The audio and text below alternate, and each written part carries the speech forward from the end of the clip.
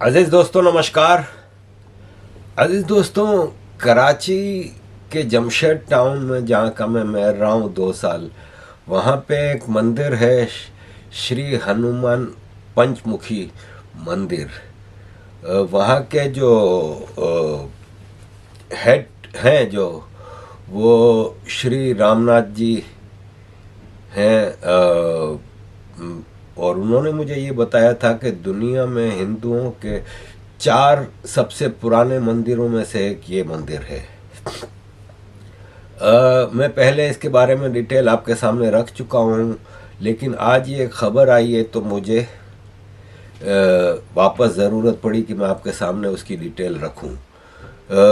रामनाथ जी ने अभी महाकुंभ के लिए आए थे भारत, कराची से, और उन्होंने बताया है कि सुप्रीम कोर्ट ऑफ पाकिस्तान ने 2018 में हनुमान टेम्पल जो है, हम श्री हनुमान पंचमुखी मंदिर, उसकी जो ज़मीन पे जिहादियों ने कब्ज़ा किया हुआ था वो मंदिर के हक़ में फ़ैसला दिया था, और फिर इसके बाद पाकिस्तान आर्मी की मदद से वो कब्ज़ा छुड़ाया गया। अजीज़ दोस्तों, तफसील ये है कि जब मैं 2005 में वहाँ पहले डिप्टी मेयर बना, फिर मेयर बना, तो मुझे महाराज ने बुलाया था और मैं विज़िट करने गया तो उन्होंने कहा कि देखें ये हमारा मंदिर है, और बाहर से दिखाया। बाउंड्रीज कई 100 साल पुरानी बाउंड्रीज थी। बोला ये पूरा मंदिर है, लेकिन इसमें 10 में से, इसके अंदर 10 प्लॉट हैं, इसमें से सिर्फ 2 प्लॉट हमारे पास हैं, 8 प्लॉट पे कब्ज़ा किया हुआ है जिहादियों ने। तो मैंने कहा कोर्ट में आप गए? तो बोले हाँ कोर्ट में हम गए थे, लेकिन इन लोगों के पास नकली पेपर्स हैं और उन्होंने स्टे ऑर्डर ले लिया है, और कोर्ट में मामला इसलिए ज़्यादा आगे नहीं बढ़ रहा कि ये लोग जिहादी हैं जिन्होंने कब्ज़ा किया हुआ है, और कोर्ट डरती है इनके खिलाफ़ फ़ैसला देने में। तो मैंने कहा कि अच्छा मुझे ज़रा मिलाइए उन लोगों से। तो हम ज़ाहिर मंदिर के अंदर ही वो कमरे बने हुए थे, तो मैंने एक दरवाज़ा खटखटाया तो एक मौलवी निकला। तो मैंने कहा कि भाई साहब ये अंधे को भी नज़र आ रहा है कि ये मंदिर की जगह है, तो आप किस हिसाब में यहाँ पे कब्ज़ा करके बैठे हैं? बोला तू कौन है? मैंने कहा मैं यहाँ का मेयर हूँ। तो बोला मुसलमान है? मैंने कहा कि हाँ। तो कहता है तू कैसा मुसलमान है जो काफिरों का साथ? मैंने उससे कहा कि बात काफिर मुसलमान की नहीं, इवन दुनिया भर के कानून, पाकिस्तान के कानून, इवन इस्लामिक नुक्ता नज़र से भी जिसकी ज़मीन है उस पर तुम कब्ज़ा नहीं कर सकते, और फिर ये तो एक मंदिर की जगह है, उस पर आप कब्ज़ा करके इस तरह कर रहे हो, तो ये तो आप तो गलत कर रहे हो। बोला तुम अदालत के मामले में नहीं पढ़ो, मामला अदालत में चल रहा है। खैर वो मामला बहुत आगे बढ़ा, और ये है कि मैंने कई बार वहाँ पे, फिर क्या हुआ कि मैंने उनको कहा कि 4 प्लॉट है ना वो मंदिर की पिछली साइड पे, वो खाली पड़े थे, कब्ज़ा नहीं थे, लेकिन उस पर भी क्लेम डाला हुआ था। तो महाराज ने कहा कि कई हिंदू बिजनेसमैन हैं जो चाहते हैं कि हम यहाँ पे वर्किंग शुरू कर दें और मंदिर का एक्सटेंशन करें इधर, तो लेकिन हमें अदालत का मसला है। मैंने कहा भाड़ में गई अदालत, आप काम शुरू कराओ। तो उन्होंने काम शुरू कराया और मुझे फिर फ़ोन किया कि यहाँ पे एक वकील आया है मुखालिफ पार्टी का, और हंगामे खड़े कर दिए इसने सारे जिहादियों को जमा करके। तो मैं पहुँचा, मैंने इलाके की पुलिस को भी बुला लिया, और जब मैं पहुंचा तो वो वकील है ना वहाँ पे बैठ के कुर्सी डाल के उस प्लॉट पे जहाँ पे पीछे काम हो रहा था, और अखबार पकड़ के पढ़ रहा था। तो मैं समझा नहीं, मैंने तो पहले तो सबसे पहले पुलिस को कहा कि इसको हटाओ इधर से। तो पुलिस ने उसको हटाया, उसने कहा मेरा काम हो गया। तो महाराज ने कहा आरिफ भाई इसने वीडियो बना ली है कि पीछे काम हो रहा है, जहाँ पे अदालत का मामला चल रहा है इस प्लॉट के ऊपर, और वहाँ पे काम चल रहा है पीछे, उस कंट्रोवर्शियल बन गया ना केस, क्योंकि वो अदालत में मामला चल रहा है, और वो अखबार इसलिए पढ़ रहा था कि वो अदालत में साबित कर सके दिन, क्योंकि अखबार से पता चलता है कि ये किस दिन का काम था, क्योंकि अखबार की हेडलाइन होती है। उस ज़माने में इंटरनेट भी इतना कोई ऐप वैप तो नहीं चलती थी ना, और इंटरनेट भी इतना नया था, तो अखबार ज़्यादा इम्पोर्टेंट होते थे। तो अखबार में उसको पता चलता था कि ये उसी दिन काम हो रहा है जहाँ पे अदालत ने रुकवाया हुआ है, और उसने वही किया कि फिर मेरे ऊपर केस कर दिया कि कंटेम्प्ट ऑफ कोर्ट, मुझे पुलिस ने, वो अदालत ने बुलाया कि तुम्हारे ऊपर कंटेम्प्ट ऑफ कोर्ट है। तो जब तक मैंने रिज़ाइन किया तब तक वो केस चलता रहा और मैं कोर्ट में पेशियां भुगतता रहा। मुख्तसर ये कि पाकिस्तान में देखें इस तरह से मामला चलते हैं। अगर देखा जाए तो भारत वाकई जन्नत है मुसलमानों के लिए कि उन्होंने इतने मंदिरों पे कब्जे किए और वो भी इतने पवित्र स्थानों पे, जैसे कि शिव जी का स्थान है उधर बनारस में, मथुरा, हर जगह कब्जा किया हुआ है और वहाँ पे अदालतें भी कुछ नहीं कर पा रही, वहाँ पे कुछ भी नहीं हो पा रहा। लेकिन पाकिस्तान में देखें कि वैसे ही मंदिर सारे ख़त्म कर दिए गए और ये इतना पुराना मंदिर है। तो अब मुझे खुशी हुई क्योंकि ये आर्मी ही खाली करा सकती थी, क्योंकि इसका फैसला भी मुझे जहाँ तक याद पड़ता है कई साल पहले आ चुका था इनके हक़ में, लेकिन वो जगह खाली नहीं कर रहे थे। और पुलिस से भी मेरी बात हुई जब वहाँ के डीआईजी को मैंने बुलाया था कराची के, और उनसे पूछा था कि भाई इस मामले में आप लोग क्यों कुछ नहीं करते। तो बोले आरिफ भाई मसला ये है कि ये मौलवी हैं, एक आवाज़ पे सारे मदरसे के 1,00,000-2,00,000 स्टूडेंट खड़े कर देंगे, पूरे सिक्योरिटी का मसला हो जाएगा, इसको संभालना बड़ा मुश्किल है, और थानों को आग लगा देंगे। और वाकई सही बात है, खाली उस मंदिर के थोड़ा हट के जमशेद टाउन में बनौरी टाउन मदरसा है जिसमें मैं एक बार विजिट करने गया था। तो अंदर बाहर से तो छोटी सी मस्जिद नज़र आ रही थी। मैंने उससे कहा कि बात काफिर मुसलमान की नहीं, इवन दुनिया भर के कानून, पाकिस्तान के कानून, इवन इस्लामिक नुक्ता नज़र से भी जिसकी ज़मीन है उस पर तुम कब्ज़ा नहीं कर सकते। और फिर ये तो एक मंदिर की जगह है, उस पर आप कब्ज़ा करके इस तरह कर रहे हो, तो ये तो आप तो गलत कर रहे हो। बोला तुम अदालत के मामले में नहीं पढ़ो, मामला अदालत में चल रहा है। खैर वो मामला बहुत आगे बढ़ा, और ये है कि मैंने कई बार वहाँ पे, फिर क्या हुआ कि मैंने उनको कहा कि 4 प्लॉट है ना वो मंदिर की पिछली साइड पे, वो खाली पड़े थे, कब्जा नहीं थे, लेकिन उस पर भी क्लेम डाला हुआ था। तो महाराज ने कहा कि कई हिंदू बिजनेसमैन हैं जो चाहते हैं कि हम यहाँ पे वर्किंग शुरू कर दें और मंदिर का एक्सटेंशन करें इधर, तो लेकिन हमें अदालत का मसला है। मैंने कहा भाड़ में गई अदालत, आप काम शुरू कराओ। तो उन्होंने काम शुरू कराया और मुझे फिर फ़ोन किया कि यहाँ पे एक वकील आया है मुखालिफ पार्टी का, और हंगामे खड़े कर दिए इसने सारे जिहादियों को जमा करके। तो मैं पहुँचा, मैंने इलाके की पुलिस को भी बुला लिया, और जब मैं पहुँचा तो वो वकील है ना वहाँ पे बैठ के कुर्सी डाल के उस प्लॉट पे जहाँ पे पीछे काम हो रहा था, और अखबार पकड़ के पढ़ रहा था। तो मैं समझा नहीं, मैंने तो पहले तो सबसे पहले पुलिस को कहा कि इसको हटाओ इधर से। तो पुलिस ने उसको हटाया, उसने कहा मेरा काम हो गया। तो महाराज ने कहा आरिफ भाई इसने वीडियो बना ली है कि पीछे काम हो रहा है जहाँ पे अदालत का मामला चल रहा है इस प्लॉट के ऊपर, और वहाँ पे काम चल रहा है पीछे, उस कंट्रोवर्शियल बन गया ना केस, क्योंकि वो अदालत में मामला चल रहा है। और वो अखबार इसलिए पढ़ रहा था कि वो अदालत में साबित कर सके दिन, क्योंकि अखबार से पता चलता है कि ये किस दिन का काम था, क्योंकि अखबार की हेडलाइन होती है। उस ज़माने में इंटरनेट भी इतना कोई ऐप वैप तो नहीं चलती थी ना, और इंटरनेट भी इतना नया था, तो अखबार ज़्यादा इम्पोर्टेंट होते थे। तो अखबार में उसको पता चलता था कि ये उसी दिन काम हो रहा है जहाँ पे अदालत ने रुकवाया हुआ है। और उसने वही किया कि फिर मेरे ऊपर केस कर दिया कि कंटेम्प्ट ऑफ कोर्ट।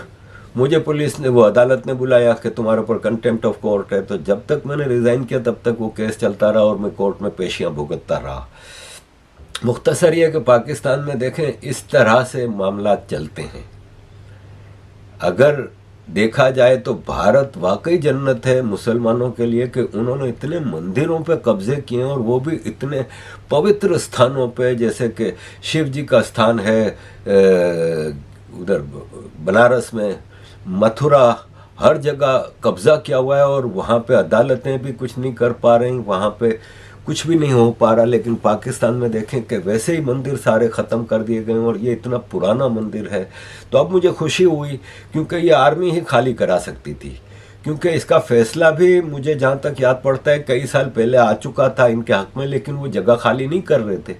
और पुलिस से भी मेरी बात हुई जब वहाँ के डीआईजी को मैंने बुलाया था कराची के, और उनसे पूछा था कि भाई इस मामले में आप लोग क्यों कुछ नहीं करते। तो बोले आरिफ भाई मसला ये है कि ये मौलवी हैं, एक आवाज़ पे सारे मदरसे के 1,00,000-2,00,000 स्टूडेंट खड़े कर देंगे, पूरे सिक्योरिटी का मसला हो जाएगा, इसको संभालना बड़ा मुश्किल है, और थानों को आग लगा देंगे।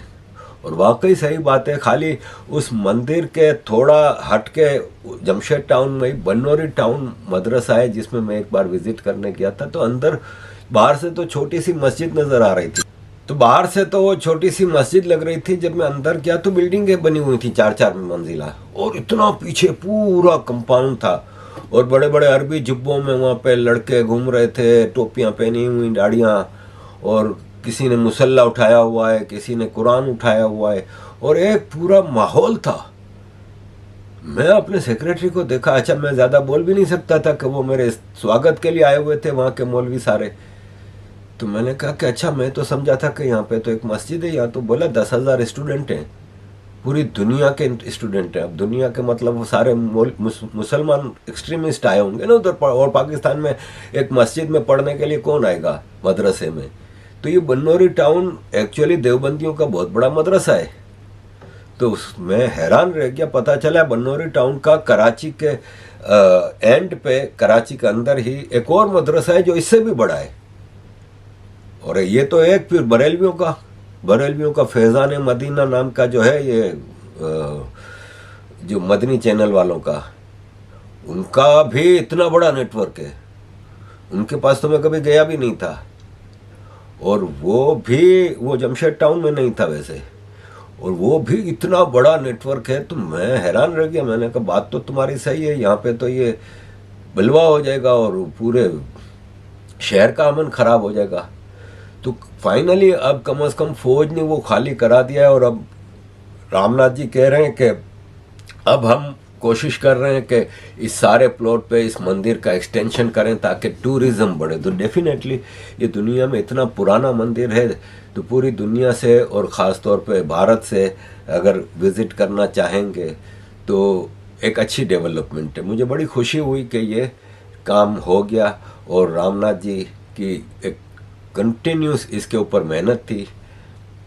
अजीज़ दोस्तों, पाकिस्तान के आर्मी चीफ को यूएस कांग्रेसमैन जो विल्सन ने कहा है कि वो सेक्रेटरी मार्को रोबियो से मुलाकात की उन्होंने, अमेरिका के जो फॉरेन मिनिस्टर हैं उससे, और ख़ास तौर पे पाकिस्तान में डेमोक्रेसी और लॉ एंड ऑर्डर को लाने के लिए बात की।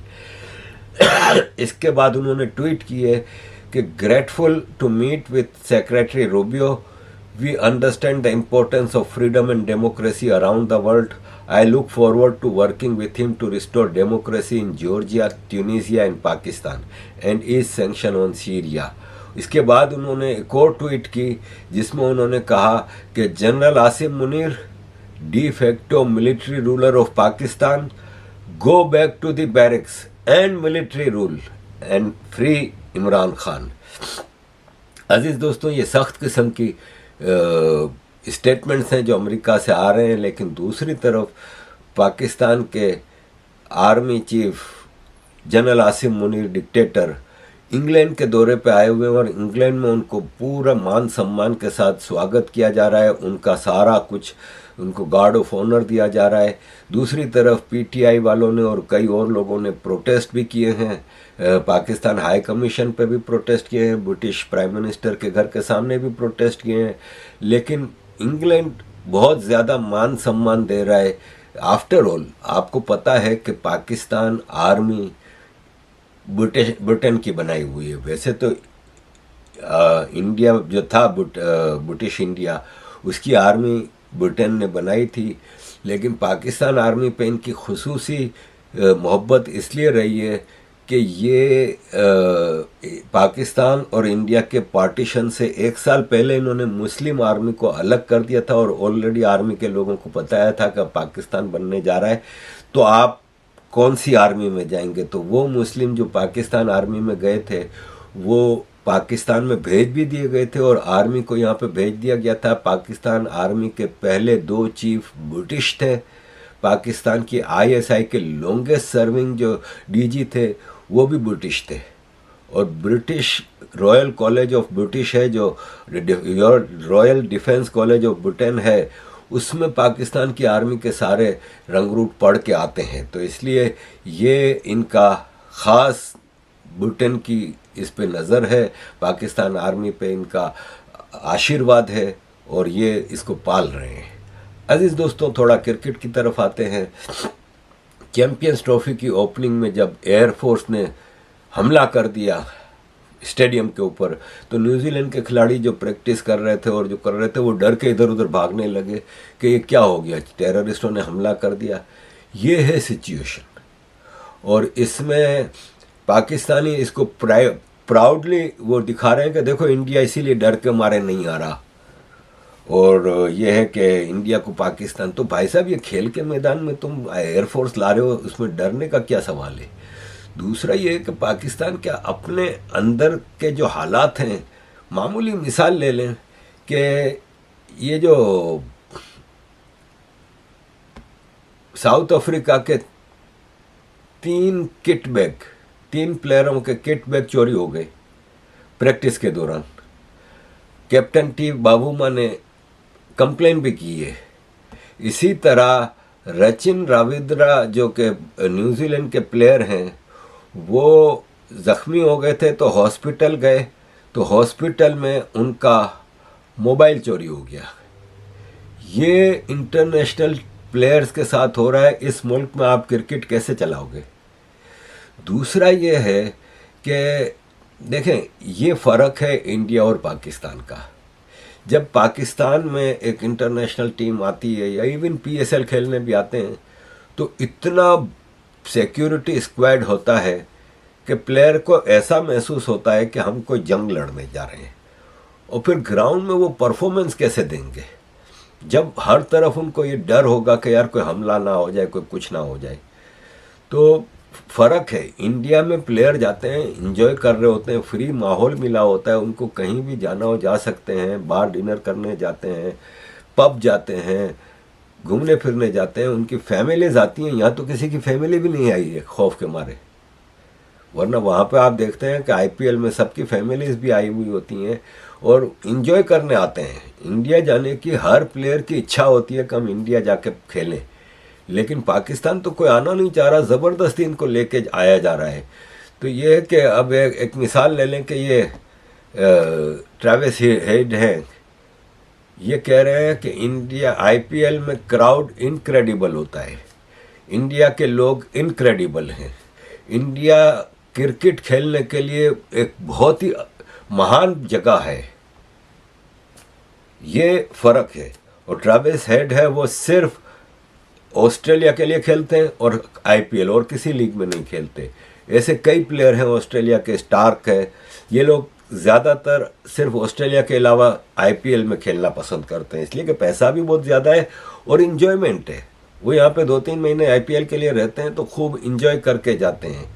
तो ये है कि सिचुएशन बहुत ख़राब है।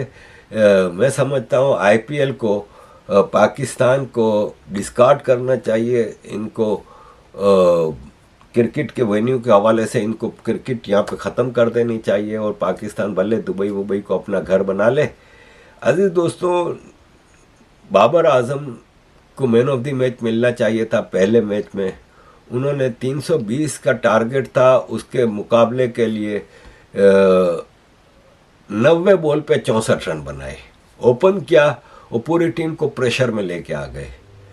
22 पे 2 रन पहले 10 ओवर में थे और वो टेस्ट क्रिकेट खेलते रहे। तो मैं समझता हूँ उनको न्यूजीलैंड की तरफ से man of the match Babar Azam को देना चाहिए था। ये दुनिया का एक अजीम प्लेयर बनता है, इसकी एवरेज इस इनिंग के बाद भी बढ़ी है, क्योंकि जाहिर है जब आप टेस्ट मैच के स्टाइल में क्रिकेट खेलोगे तो यही होगा। और पहले मैच के बाद सूरत हाल ये है कि पाकिस्तान ऑलरेडी कैलकुलेशन में लग गया है कि पाकिस्तान को सेमीफाइनल में जाने के लिए क्या कुछ करना होगा। यानी अब पाकिस्तान बॉटम ऑफ द वो है। एक तो 3-3 मैच हैं सबके पास, जिसने 2 जीतने आगे पहुंच जाना है। न्यूजीलैंड ने तो अपना पहला मैच जीत लिया, अब इसको इंडिया और बांग्लादेश से खेलना है, जिसमें मोस्ट लाइकली नज़र आ रहा है कि वो एक मैच तो कम से कम बांग्लादेश से तो जीत जाएंगे। इंडिया ने बांग्लादेश को हरा दिया, इंडिया को पाकिस्तान और न्यूजीलैंड से खेलना है वो एक मैच। अब इसके अलावा अगर एक मिसाल है कि पॉइंट्स बराबर भी होते हैं 2 टीमों के, तो रन रेट पे बात आएगी, उसमें भी पाकिस्तान -1.2 है, तो वो भी बहुत नीचे है। पाकिस्तान को अब अगर जीतना है, सेमीफाइनल में पहुंचना है, तो अगले दोनों मैच जीतना है, फिर न्यूजीलैंड को, इंडिया को हराना है। तो और इस तरह का कैलकुलेशन में पूरी टीम लग गई है। मुझे एक बात की बड़ी खुशी हुई कि पूरी पाकिस्तान मिल के बाबर आजम को गालियां दे रहे हैं। ऐसा बाबर आजम का कचूमर निकाला हुआ है, और मुझे बड़ी खुशी हुई, क्योंकि मैं हमेशा से ये इस पॉइंट पे था कि Babar Azam is not a great player. Babar Azam qualify नहीं करता पाकिस्तान में। टेस्ट क्रिकेट में इसने 3 साल में एक भी सेंचुरी नहीं की, उसकी जगह नहीं बनती, लेकिन ज़बरदस्ती लाहौर का शहजादा है इसलिए खिला रहे हैं। वनडे और 20 के काबिल ये खिलाड़ी है ही नहीं। वनडे 20 में वो पहले टॉप 3 प्लेयर होते हैं, उनके ऊपर ही सारा भार होता है, उन्होंने ही मारधाड़ करके आगे बढ़ाना होता है। इंडिया के टॉप 3 में देख लें, रोहित है, शुभमन है, या अगर 20 में आए तो वो अपना अभिषेक है, सूर्या है। टॉप 3 ही होते हैं मेन स्कोरिंग प्लेयर। लेकिन पाकिस्तान में बाबर आजम को बिठाया हुआ है, तो ये कि है ये पाकिस्तान का मसला। अजीज दोस्तों, आपसे वापस विनती है कि मामलात बहुत ख़राब चल रहे हैं, और ये है कि जिनीवा का टाइम भी करीब आता जा रहा है, और मेरे पास अभी तक टारगेट हुआ नहीं है पूरा। अगर नेक्स्ट 1 वीक में टारगेट पूरा नहीं हुआ तो फिर जिनीवा कैंसिल करना होगा, क्योंकि मुझे 16 मार्च को जिनीवा जाना है, और कम से कम 2 हफ्ते पहले नाम भेजना होता है यूनाइटेड नेशंस में। तो अगर नेक्स्ट वीक तक मैं नाम नहीं भेज सका तो फिर मैं नहीं जा सकूंगा। तो इसलिए जो अगर आपने मेरी हेल्प करनी है जिनीवा के हवाले से, तो this is the time. Thank you very much अजीज़ दोस्तों for all your support. Kindly keep supporting.